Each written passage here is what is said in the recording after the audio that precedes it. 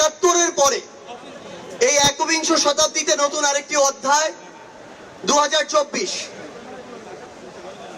আমরা এখানে এই 24-এর অভ্যুত্থানে ফ্যাসিস্ট বিরোধী যে লড়াই করেছি, খুনি হাসিনার বিরুদ্ধে আমরা যারা ঐক্যবদ্ধভাবে লড়াই করেছি, বাংলাদেশের ফ্যাসিস্ট বিরোধী সকল রাজনৈতিক দলের মতের, ধর্মের, বর্ণের, বয়সের যে মানুষ আমরা আজকে এখানে ঐক্যবদ্ধ হয়েছি, আমরা প্রথমে কৃতজ্ঞতা জানাতে চাই বাংলাদেশের ফ্যাসিস্ট বিরোধী লড়াইয়ের যত রাজনৈতিক দল ছিল যারা আজকে এখানে উপস্থিত হয়েছেন, আপনাদের প্রতি আমাদের অন্তরের অন্তঃস্থল থেকে কৃতজ্ঞতা। আমরা শুধু আপনাদেরকে একটা কথাই বলি, একটা অনুরোধ করি, আমরা বিশ্বাস করি যদি ওই 5 আগস্টে খুনি হাসিনা জান নিয়ে পালিয়ে যাওয়ার পরে আমরা এই বাংলাদেশ নিয়ে যে স্বপ্নগুলো দেখেছিলাম সেগুলো আমরা বাস্তবায়ন করতে চাই, তাহলে আমাদের এই রাজনৈতিক দলগুলোকে ঐক্যবদ্ধভাবে কাজ করতে হবে। আমাদের যে কোনো একটি বিষয়ের পক্ষে বিপক্ষে কথা থাকবে, যুক্তি তর্ক থাকবে, কিন্তু দিন শেষে যেটা দেশের জন্য, দেশের মানুষের জন্য মঙ্গলকর, আমরা সবাই যেন সেটাতে ঐক্যবদ্ধ হতে পারি। আমরা বিশ্বাস করি আমাদের এই রাজনৈতিক দলগুলোর মধ্যে যদি এই মিউচুয়াল রেসপেক্টটা থাকে, আগামীর বাংলাদেশ হবে অপ্রতিরোধ্য বাংলাদেশ। আমরা আপনাদেরকে অনুরোধ করি বাংলাদেশের সরকারি যত কর্মকর্তা কর্মচারী আছে তারা যেন আর তাদের দায়িত্ব পালন বাদ দিয়ে তোষামোদির রাজনীতিতে লিপ্ত না হয়।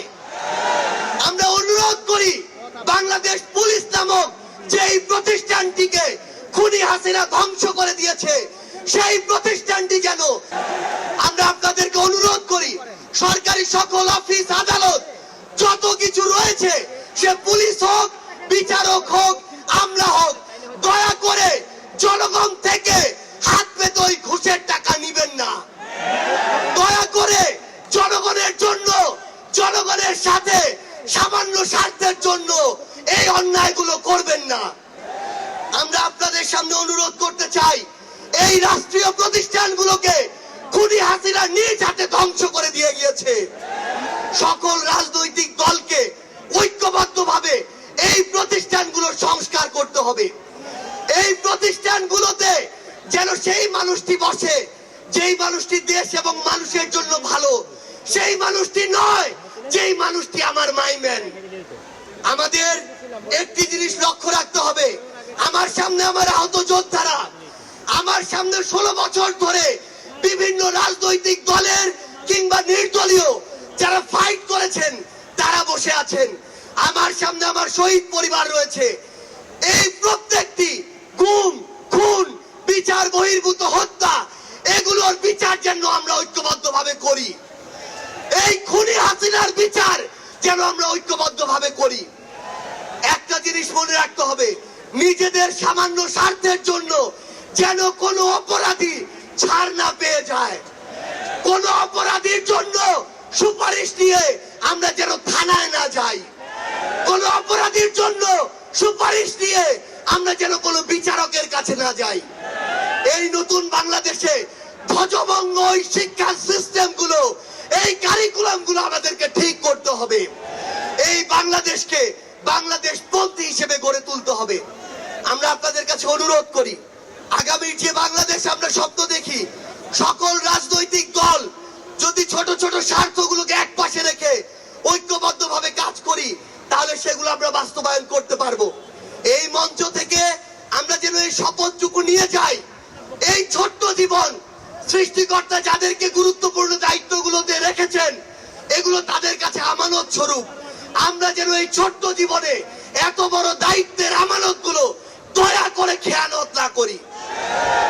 আমরা আপনাদের কাছে অনুরোধ করি আমাদের রাজনৈতিক দলগুলোর মধ্যে কেন্দ্র থেকে ওই একদম গ্রাম পর্যন্ত, রুট পর্যন্ত যেন নিজেদের ভিতরে সুস্থ একটি প্রতিযোগিতা হয়। দয়া করে যেন আমরা কাউকে প্রতিপক্ষ না মনে করি। আমরা যদি যারা বড় রাজনৈতিক দল রয়েছি ছোটদেরকে ধীরে ধীরে সামনে এগিয়ে যেতে না দেই, তাহলে আমাদের মধ্যে ধীরে ধীরে এমন একটি মানসিকতা আসবে যেই মানসিকতা হয়তো আমাদেরকে ধীরে ধীরে একটি স্বৈরাচারী আচরণের দিকে নিয়ে যেতে পারে। আমরা যেন সব সময়, আমি সহ আমরা সবাই খুনি হাসিনাকে দেখে যেন শিক্ষা নেই। আমরা আপনাদের কাছে অনুরোধ করি, আগামীর বাংলাদেশকে আমরা ঐক্যবদ্ধভাবে গড়ব।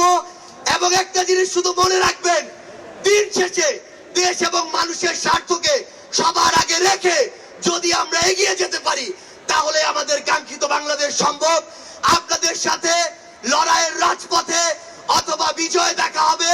সব সময় বাংলাদেশের এই নতুন আজ যে পার্টিটি জন্ম নিতে যাচ্ছে, সেই পার্টির সাথে থাকবেন, সমর্থনে থাকবেন, দোয়ায় রাখবেন।